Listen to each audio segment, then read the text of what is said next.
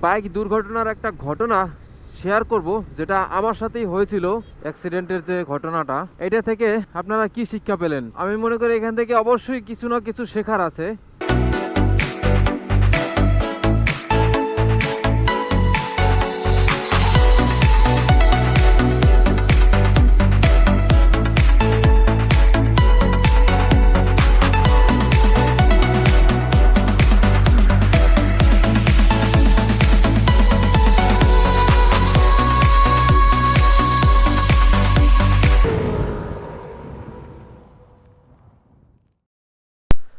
আজকে সকালবেলাটা অনেক পরিষ্কার, কোনো কুয়াশা নেই।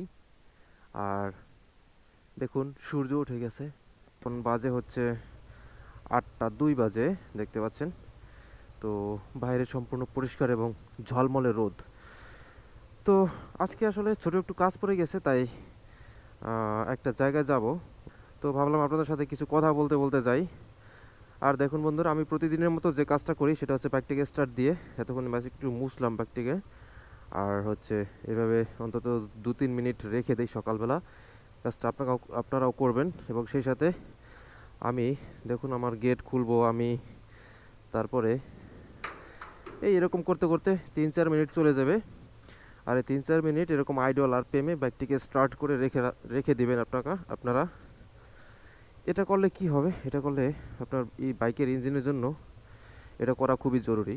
যেমন ইঞ্জিন হেডে ইঞ্জিন অয়েলটা সুন্দরভাবে পৌঁছতে পারবে। তারপর আপনি বাইকটা রাইড করা শুরু করলে দেখবেন অনেক স্মুথলি চলছে।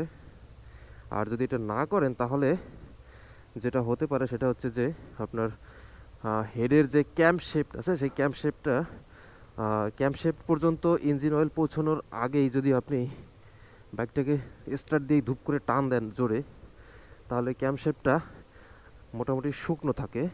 তো ওই শুকনো অবস্থায় যদি ক্যাম্প শেফটটাকে টান দেন ওইভাবে, মানে বাইকটাকে টান দেন, তাহলে ক্যাম্প শেফটটা দ্রুত ক্ষয় হয়ে যাবে, বাইকের সাউন্ড নষ্ট হয়ে যাবে।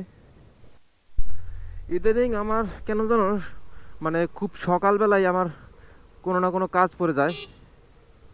বাইক রাইড করতে আমার সবসময় ভালো লাগে, সেটা যে কোনো পরিস্থিতিতেই হোক না কেন। আজকে আমি আপনাদের সাথে বাইক দুর্ঘটনার একটা ঘটনা শেয়ার করব, যেটা আমার সাথেই হয়েছিল। তবে সেটা অনেক বেশি ভয়াবহ হতে পারতো, অনেক বেশি মানে খারাপ হতে পারতো। যদি ঘটনাটা শোনেন তাহলে বুঝবেন সেটা কতটা ভয়াবহ ছিল আমার জন্য। আমি চিন্তা করতে গেলে এখনও আমার হচ্ছে মানে শরীরে আমার এখনও ঝাঁকি মারে, এখনও আমি মানে আমার ভয় পাই আমি। তো ঘটনাটা হচ্ছে যে আমার তখন বাইক ছিল না, আজ থেকে প্রায় 4-5 বছর আগের কথা। তখন হচ্ছে আমার কলিগদের সাথে আমরা হচ্ছে একটু ঘুরতে বের হয়েছিলাম। আর আমার কলিগের বাইক ছিল হচ্ছে ডিসকভার 125। তো ওনার ওই বাইকটা আমি অনেক চালিয়েছি, একবার নিজের মতো করেই চালিয়েছি। এই চ্যানেলেই ওই বাইকটা নিয়ে অনেক ভিডিও আছে। তো সেটা যাই হোক। তো ওই দিনটা হচ্ছে আমি আর হচ্ছে আমরা 3জন, টোটাল আমরা 4জন, 2টা বাইকে করে আমরা ঘুরতে বের হয়েছিলাম। একটা ছিল হচ্ছে পালসার UG5 মেবি। তো আমি হচ্ছে ডিসকভার 125টি রাইড করতেছিলাম, আর আমার সামনে ছিল হচ্ছে পালসার UG5। তো গ্রামের মধ্যে দিয়ে একটা শুনশান পরিবেশের মধ্যে রাইড করতেছিলাম। আর তখন ছিল হচ্ছে সন্ধ্যা, একবারে মানে গুটগুটে অন্ধকার নামতে শুরু হয়েছে এরকম একটা মুহূর্তে। তো আমার সামনে ছিল পালসার। তো পালসারটা বেশ ভালোই টানাটানি করতেছিল, অচেনা রাস্তায় ছিল ওটা। ওই রাস্তা দিয়ে কখনো এর আগে রাইড করিনি, এবং আমরা জানি না যে রাস্তা কোথায় কি মোড় আছে বা এই ব্যাপারগুলো আমরা জানি না। পালসারটা আগে যাইতেছিল, আমিও পালসারটাকে শুধু অনুসরণ করে করে যাচ্ছিলাম। হঠাৎ একটা সময় দেখলাম কি যে পালসারটা একবারে বাউলি মেরে ডান দিকে, একবারে ইচ্ছা করে বাউলিটা মারছে, যেটা বুঝতে পারছি আমি, ইচ্ছা করে বাউলি মেরে তারপরে কাত হয়ে পাশে পড়ে গেছে। এখন বালুটা কেন মারলো এটা একটু শোনেন ব্যাপারটা। বালুটা মারছে মূলত তারা নিজেরাই বাঁচার জন্য। কারণ ওইখানে সামনেই হচ্ছে মানে ব্রিজের কাজ চলতেছিল, গর্ত করে রাস্তা কেটে ব্রিজ তৈরি করার জন্য একেবারে বিশাল গর্ত, মানে ব্রিজের কাজ ভিতর থেকে নিচ থেকে পিলার উঠাইয়া এইভাবে ব্রিজ আর কি কাজ করতেছিল ব্রিজের। যাই হোক, তো এখানে কিছু পানিও জমেছিল নিচে। তো ওরা ওইটা আগে থেকে দেখতে পেরেই হচ্ছে ব্রেক করে যখন থামাতে না পারছিল, তখন হচ্ছে বাউলি দিয়ে পাশে পড়ে গিয়েছে ডান পাশে। তো আমি তো ওদেরকে অনুসরণ করতেছিলাম, আমি আর ওইটা দেখতে পারি নাই সামনে, যে আসলে সামনে কি আছে, সামনে কি কোনো গর্ত নাকি, আমি এটা দেখতে পারি নাই। যার কারণে আমি তো ওদেরকে অনুসরণ করতেছিলাম। ওরা যখন পড়ে গেল তখনও আমি বুঝি নাই যে ওরা কি জন্য পড়ে গেল, বা ওরা আসলে ওইরকম ভাবে আমাকে বলার মতো সেই সিচুয়েশনে ছিল না, সবকিছু অনেক দ্রুত হয়ে গেছিল। তো কিছু করার নাই, আমি হঠাৎ করে দেখলাম যে সামনে রাস্তা নাই, রাস্তা কাটা। মানে ওই সময় ওইটুকু সময়ের মধ্যে ব্রেক করে থামানো কোনোভাবেই সম্ভব না, কোনোভাবেই না। তারপরে ড্রাম ব্রেক বাইক ওটা, আমি কি করলাম, আমি তৎক্ষণাৎ একবারে কিচ্ছু করলাম না, একবারে আমার পিছনে যে ছিল শুধু বলছি যে ভাই একটু লড়াচড়া দিও না, চুপচাপ বসে থাকো। এটা বলার পর একবারে পুরো সিনেমেটিক স্টাইলে একবারে মানে উপর দিয়ে উড়ে উড়ে উড়ে উড়ে জাস্ট গর্তের একবারে মাঝখানে যে আমি পড়েছি। যদিও মানে হাস্যকর কিছুটা, কিন্তু একটু চিন্তা করুন বন্ধুরা, ওই নিচের গর্তের মধ্যে থেকে পিলার উঠে আসতেছিল, ব্রিজের যে ভিত্তি তৈরি করতেছিল, রড টড বের হয়েছিল মাঝখানে, এবং পানিও ছিল কিছু। আমরা হচ্ছে একবারে উপর দিয়ে একলে সাই করে এইভাবে গিয়ে এমনভাবে পড়ছি আমরা, মানে আমাদের ভাগ্য এতটাই ভালো ছিল যে একবারে ওখানে যতগুলো পিলার ছিল সবগুলো পিলারের মাঝখানে পড়ছি। চারদিকে অন্ধকার গুটগুড়ে, কিছুই দেখা যায় না। আর এরকম মাঝখানে পড়ার পরে আমি তো পড়ার পর থক হয়ে গেলাম যে এটা কি হয়ে গেল, মানে নিজেকে বিশ্বাস করতে পারতেছিলাম না। আবার হচ্ছে একদিক দিয়ে হচ্ছে সবাই, মানে আর যে দুইজন ছিল পালসারে যে দুই ভাই ছিল, ওনারা বলতেছে কি যে ভাই এটা কিভাবে সম্ভব, মানে এত বড় একটা ফারাক আছে আমার লাইফে। ওই দিন যদি কোনোভাবে পিলারের উপর পড়তাম তাহলে মনে হয় না যে বাঁচার মতো কোনো সুযোগ ছিল। এই হলো ঘটনা, সারা জীবন মনে রাখবো, শুধু এখন না, সারা জীবন আমার মনে থাকবে। আর ঘটনাতে আসলে ক্ষতির দিক দিয়ে কিছুই হয় নাই, শুধুমাত্র আমি যখন পড়ে গেলাম, মানে আমাদের কিছুই হয় নাই, বাইকের তো অবশ্যই ক্ষতি হয়েছে।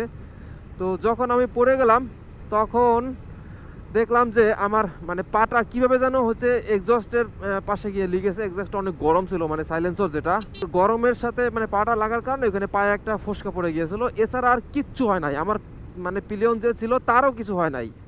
আর বাইকের হচ্ছে যে ফর্ক টক একবারে বাঁকা হয়ে গিয়েছিল, এখানে যে উইন্ডশিল্ড সব কিছু ভেঙে চুরে, মানে এইভাবে পড়ে সামনে মাথাটা নিচে পড়ছে। মানে এটা যদি কোনো কেউ ভিডিও করে রাখতে পারতো, মানে এটা, তবে যেহেতু গ্রামের রাস্তা ছিল এই জন্য হয়তোবা রাস্তায় কোনো ডিরেকশন বা কোনো ইন্ডিকেটর দিয়ে রাখে নাই বা লাইট জ্বালায় রাখে নাই। তবে গ্রামের রাস্তা হলেও এটা রাখা উচিত আমি মনে করি, কারণ যেহেতু এখানে যানবাহন চলাচল করে কোনো না কোনো, অবশ্যই ওইখানে কোনো লাইট দিয়ে রাখা উচিত, বা ওখানে আসলে আগে থেকে জানানো, মানে কোনোভাবে ডিরেকশন দেওয়া উচিত ছিল যে সামনে নির্মাণ কাজ চলিতেছে বা কিছু রাস্তা ভাঙা রাস্তা নাই, এরকম কিছু দেওয়া উচিত ছিল।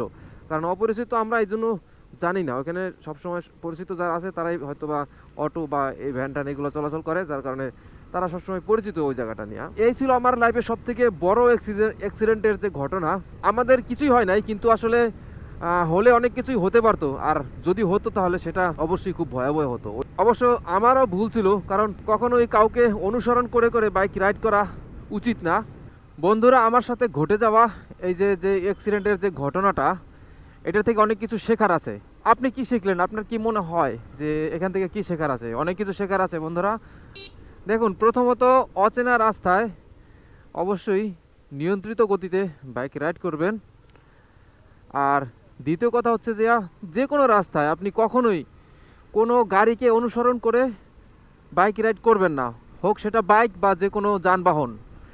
তাকে এমনভাবে অনুসরণ করবেন না যেন যে সে যাচ্ছে, সে অবশ্যই, মানে এই বিশ্বাসটা রেখে কখনো রাইড করবেন না যে সে ঠিকঠাক মতো যাচ্ছে, সে যেহেতু যেতে পারছে আমিও যেতে পারবো, এই বিশ্বাসটা নিয়ে কখনোই বাইক রাইড করবেন না।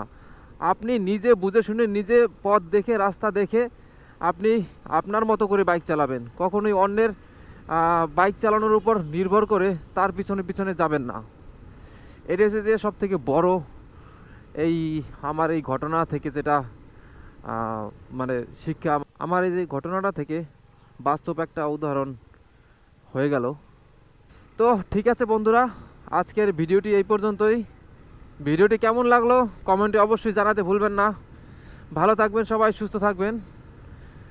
Tata, bye bye.